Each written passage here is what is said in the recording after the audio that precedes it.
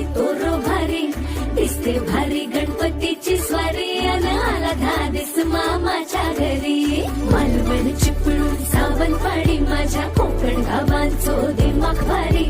दिसते भारी गणपतीची स्वारी माझ्या कोकणा वाटे तुम्ही वळवा गाडी धमान हाका गाडी माझ्या कोकणचो रस्तो नागमोडी कारी नये वा बशी नये वा नाही तर सुसाट आगीन गाडी मुंबई पुण्याचे रस्ते सोडा माझ्या कोकणा वाटे तुम्ही वळवा गाडी